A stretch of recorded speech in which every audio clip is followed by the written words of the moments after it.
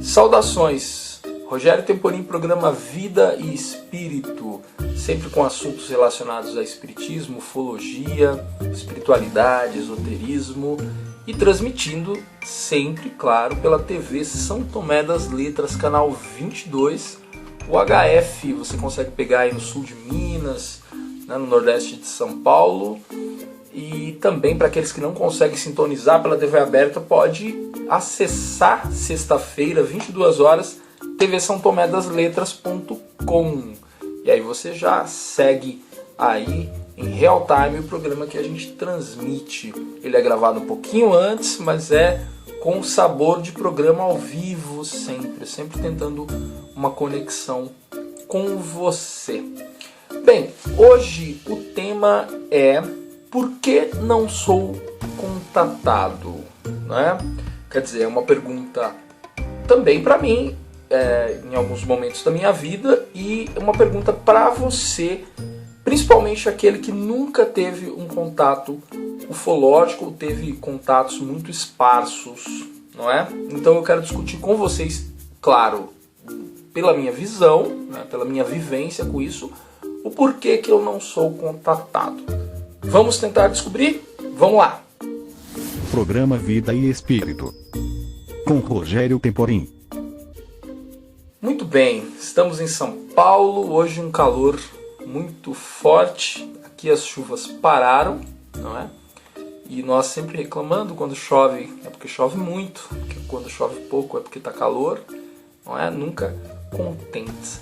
E eu queria usar isso para dizer para vocês que a nossa postura mental tem tudo a ver com a questão que eu levanto hoje. Por que eu não sou contatado, se eu não sou contatado, não é? Quando eu não sou? Muito bem, então eu tenho uma teoria advinda de uma vivência minha, não é? Com a ufologia e com os seres extraterrestres. Então, não é uma vivência tão grande assim, tem gente que tem muito mais, mas a minha vivência com esses seres me leva a crer nos pontos que eu vou colocar hoje. Muito bem, eu tenho que contar para vocês então como começa a minha história ufológica. Eu já falei algumas vezes, sempre por cima, hoje também vou falar um pouco por cima de alguns casos, mas vou esmiuçá-los, fazer de repente um programa para cada caso desses. Muito bem, o meu primeiro contato ufológico, contato ufológico, vamos dizer assim, meu primeiro contato, né, com possíveis seres extraterrestres foi um contato muito forte, muito embora eu não lembre quase nada. Esse contato se deu quando eu tinha entre 2 e 3 anos de idade. Muito bem, eu tenho lembranças poucas disso, mas tenho lembranças significativas e tenho muita informação de quem viu. Muito bem, a minha parte da história. Eu me lembro de estar no colo de alguém, né? São aquelas memórias fragmentadas da nossa primeira infância, né?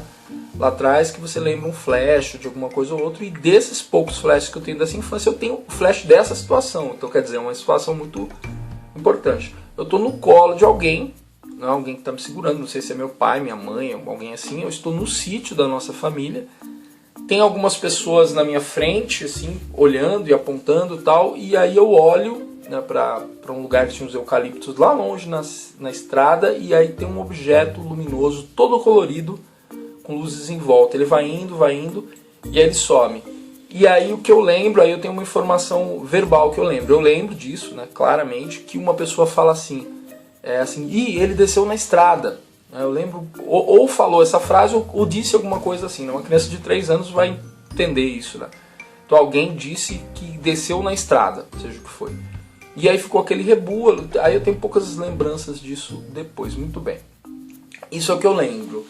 E o que as outras pessoas lembram? Aí minha mãe, né, minha avó dizia assim que nesse dia um objeto muito luminoso começou a rondar o sítio, né, a casa central.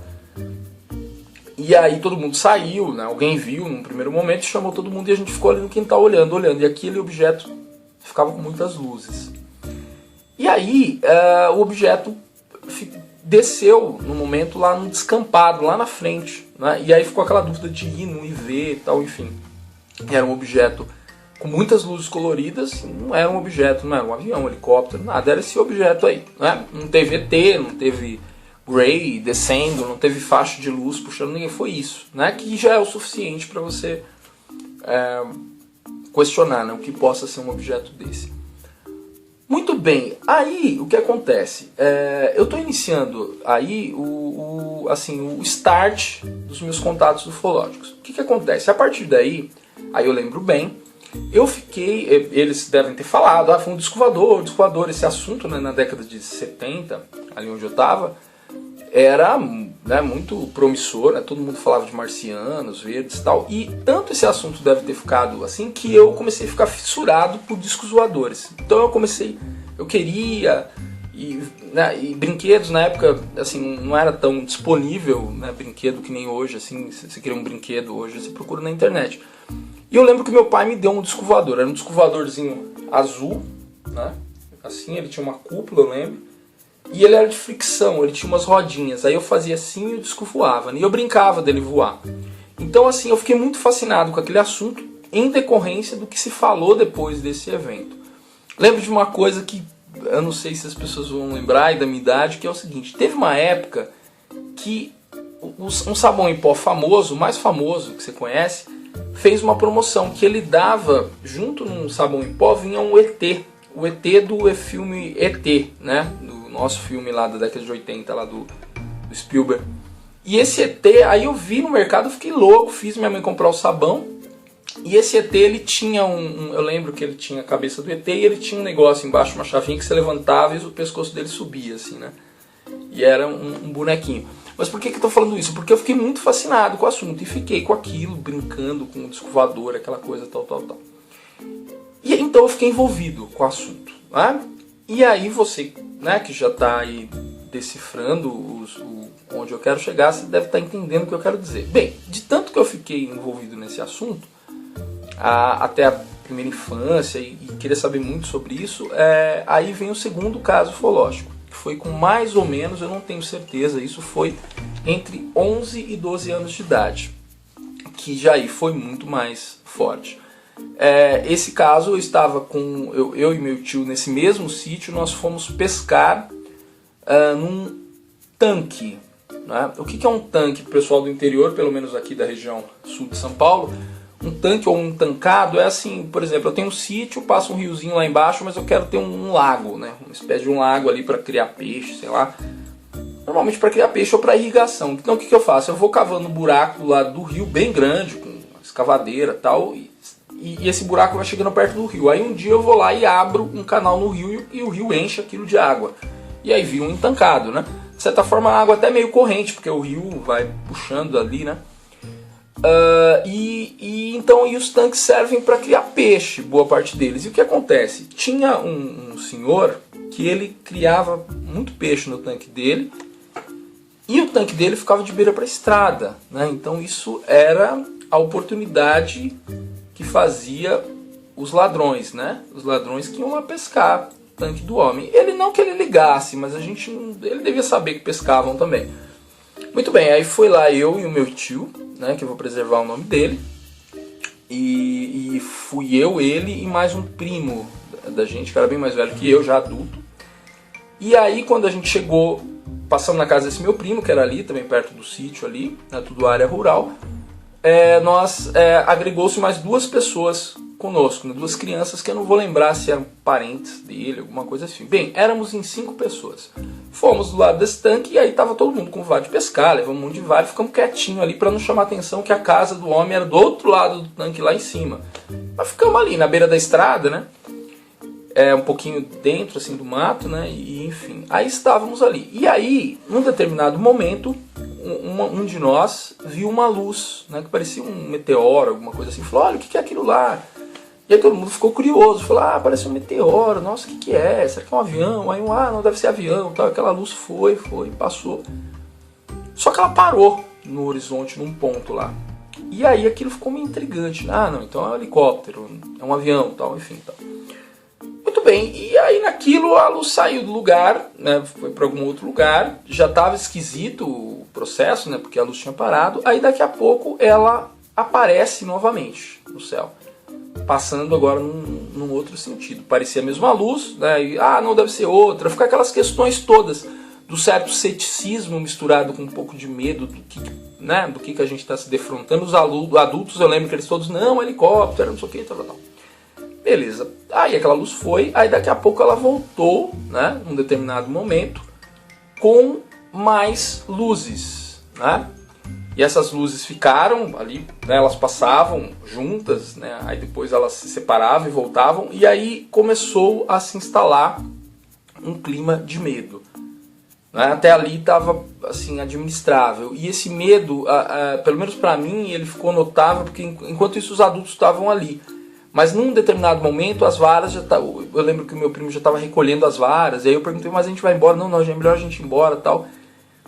E aí começou aquele monte de luzes ali em cima. Não, vamos embora, a gente deve ser alguma coisa do exército. Eu lembro alguém falando assim, tal. Bem, e aí, nisso eu olhei, eu me dei conta que as duas crianças já não estavam ali. Elas já tinham ido embora, então estávamos só em 3 agora.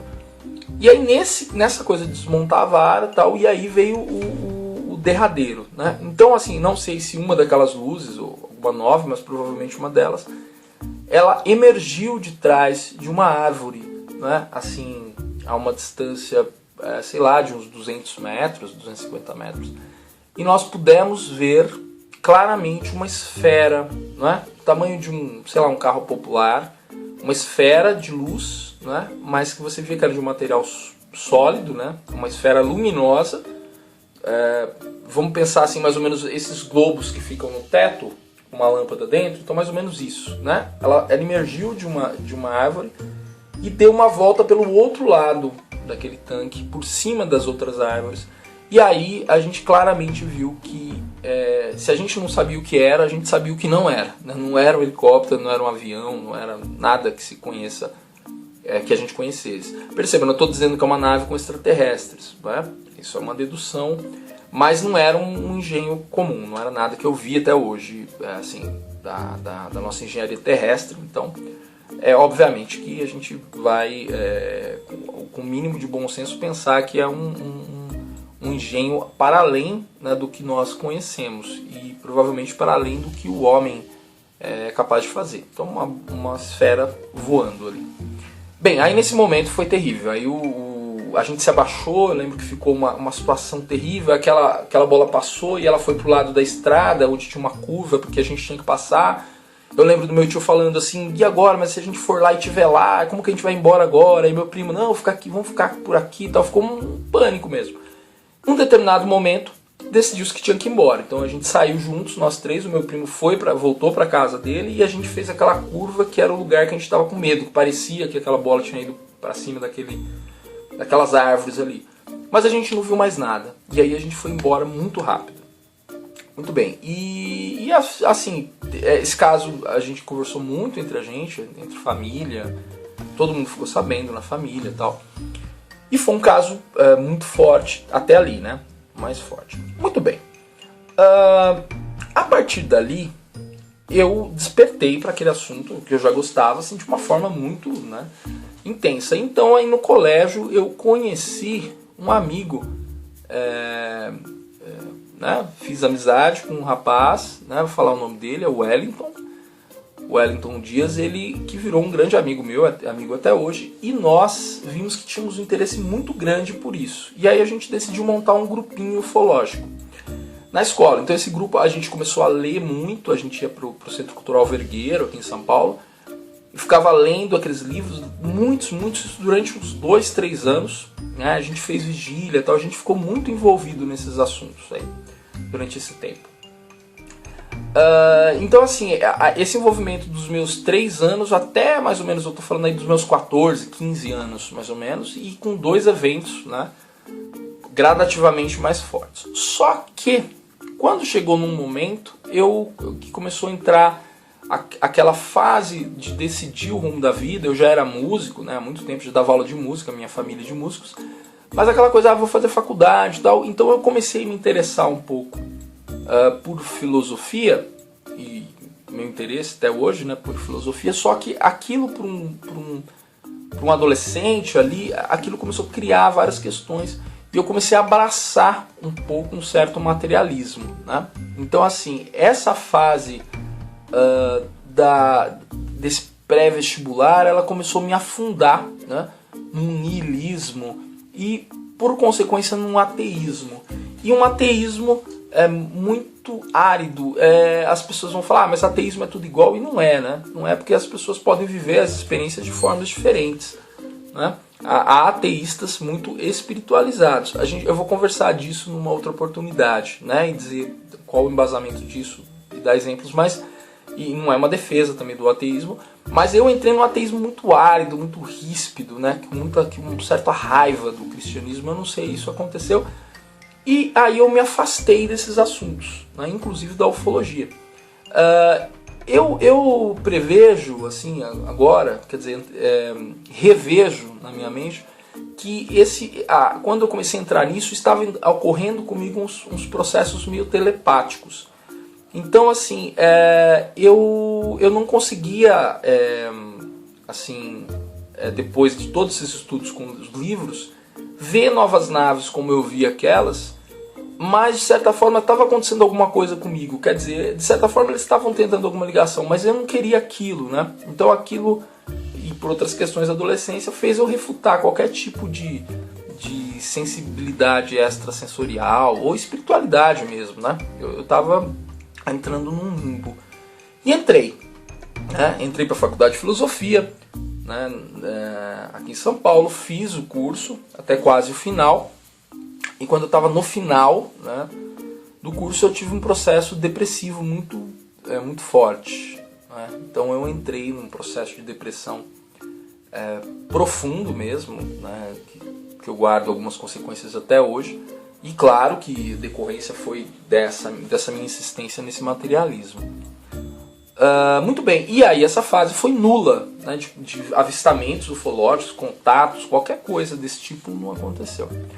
Muito bem, quando eu tinha 22, 23 anos mais ou menos, aí começa uma outra fase, que é a fase em que eu começo a me ligar à doutrina espírita, por várias questões, né, por essa questão da depressão, por companhias que eu comecei a encontrar, e eu começo a me ligar à leitura dos livros espíritas. Do Chico Xavier, né, eu ganhei o livro Nosso Lar, eu lembro de uma amiga, e aí a coisa foi indo, eu li os livros da codificação, já tinha tido contato com o livro dos médiuns na adolescência, mas não dei muita bola, apesar de ter muitos acessos mediúnicos, né? Muitas vezes ocorrerem fenômenos mediúnicos comigo. E muito bem, e aí vai a questão, aí eu acabo indo para a Casa Espírita, vou para a Federação Espírita do Estado de São Paulo, começo a fazer os cursos e começo a me envolver com o espiritismo, com a mediunidade. A mediunidade se aflora de uma forma muito, muito contundente. Aí eu começo a ter essa impulsão para trabalhar a mediunidade através da psicografia, e aí depois começo a fazer palestras, né? Escrevi alguns livros e me aprofundei nisso, né?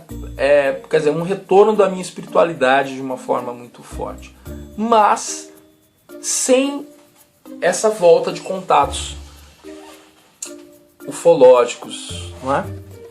Eu tenho resistência de dizer contatos ufológicos, né? Mas eu acho que são, porque os UFOs são objetos não identificados, né? O contato ufológico não é necessariamente um contato com seres extraterrestres ou extradimensionais, ou os engenhos que eles usam, né? Então contatos com ETs, vamos falar assim. Então eu não tive mais contatos com ETs ou com as suas naves.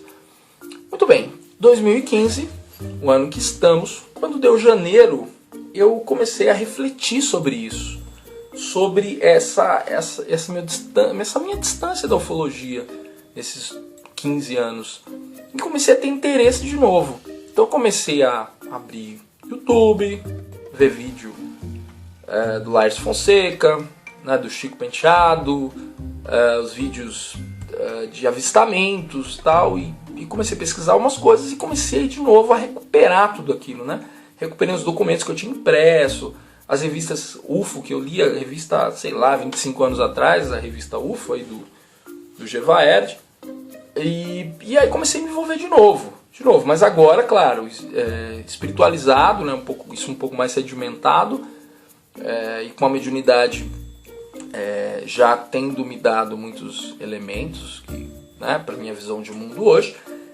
E aí bastou isso, esse meu interesse, vídeos e tal e tudo mais, para que, né, de repente, de maio, né, uns meses depois desse meu interesse, de repente eles viram, bem, ele está ali voltando, de maio para cá eu ter tido as experiências definitivas, né, até agora. Né? Eu tive 2 avistamentos ufológicos de naves que eu filmei, né, estão aí no YouTube, 2 avistamentos, e depois tive uma abdução no meu quarto, em que o ser veio até o meu quarto, apareceu, aparentemente fisicamente, eu fiquei num torpor, e que teve um corte cirúrgico na minha barriga, um corte real, que eu tenho registros também. E então, assim, foi um vulto de acontecimentos quando eu me direcionei para isso. Eu acho que você já entendeu onde eu quis chegar, não é? Os extraterrestres são telepatas, né? São seres muito mais evoluídos que nós, espiritualmente inclusive. Tenho minhas crenças pessoais sobre essa questão dos vilões do universo, não acredito muito nisso. Vou um pouco pelo que diz o Laércio Fonseca em relação à evolução dos seres, né? Evolução física e tecnológica junto com uma evolução moral, crença pessoal, claro. Então, dentro disso, o que eu quero dizer é que eles estão nos observando. Assim como a Discovery Channel observa a vida dos leões, e eles nem se dão conta disso. Eles estão nos observando e observando os nossos pensamentos. Nos momentos que eu tive mais interesse, quer dizer, nos momentos que eu tinha disco voador de brinquedo, essa coisa tal, eles apareceram, né? Para iniciar esse interesse, claro, e depois apareceram de novo, né? No meu momento de niilismo, de negação, né, de uma fase de não, eu estou no mundo objetivo e tal, não aconteceu nada, absolutamente nada. É a fase maior desses anos que eu contei para vocês aí. Mas quando eu me decidi novamente a buscá-los, a buscar o assunto veio até mim. E aí nesse ano eu tive esses 3 eventos muito fortes, né, registrados. O único que eu não tenho registro é do extraterrestre dentro do meu quarto, eu nem estava preparado para isso. Mas, então assim, eu ligo diretamente a resposta a essa, por que eu não sou contatado, a essa pergunta, né, a resposta, porque eu não quero. Né? Eu não sou contatado enquanto eu não estou envolvido com isso, enquanto eu não estou emanando essa energia que eles captam lá muito mais facilmente. Né? Então, assim, depende de nós tudo isso, tudo da nossa vontade. Né? O quanto nós estivermos envolvidos com isso, nós estaremos atraindo isso. Muitas pessoas vão citar o caso Rio e outros. Mas muita gente é abduzida forçada. Mas a dinâmica dos extraterrestres também mudaram, né? Nos últimos 70, 80 anos. Eles também foram se adaptando a muitas coisas, né? Os avistamentos, a maneira de contato, tudo isso mudou. Então hoje em dia, para mim, parece ser isso, né? Que nós somos contatados quando nós estamos envolvidos e abertos a isso, né? E aí se há uma autorização cósmica, né? Cósmico no sentido, né, do universo, da integração, tudo, uma autorização, uma abertura para que isso aconteça comigo. O que é o mesmo que acontece com o amor, né? Quando eu estou aberto para isso, isso acontece comigo, que é o mesmo que acontece com todas as aspirações humanas. Né? Nós só encontramos à medida que nós nos abrimos. Bem, esse é o recadinho que eu tinha para você hoje. Né? Foi esse recadão aí sobre o porquê da maior incidência de casos, né, ufológicos com um e não com outros. E eu quero te dizer que eu estou aguardando um ultrassom do meu abdômen, que é um ultrassom que eu vou fazer daqui uns 15 dias, e não é por isso, né, mas eu consegui marcar para eu verificar alguma possível ocorrência dentro de mim nesse corte feito por esses seres aqui na minha casa. Muito bem, esse foi o programa Vida e Espírito dessa semana, espero que você tenha gostado. Convido você a participar da nossa ação do Dia das Crianças, que vai ser próximo ao dia 12 de outubro. Nós vamos levar presentinhos para as crianças que moram embaixo de um viaduto aqui em São Paulo. E você está convidado a ajudar. Os dados da campanha estão aí embaixo. E este programa foi um programa inédito, né? Depois de uma série de repetições dos casos ufológicos que eu passei, né? Daquela abdução, aquela coisa toda. E então de agora em diante eu tenho assuntos novos. E obviamente que quando eu tiver o resultado do ultrassom, esse vai ser um programa especial independente do resultado.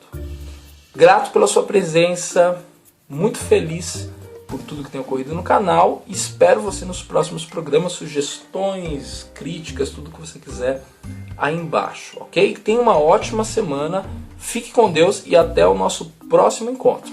Até lá!